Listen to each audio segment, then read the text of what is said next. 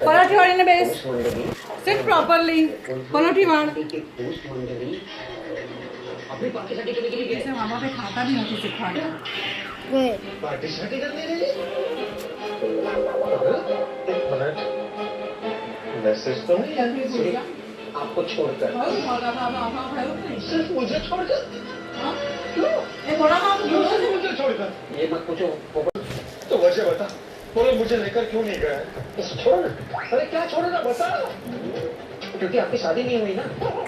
अरे शादी का पार्टी शादी से क्या लेना देना यही सवाल तो मैंने भी पूछा था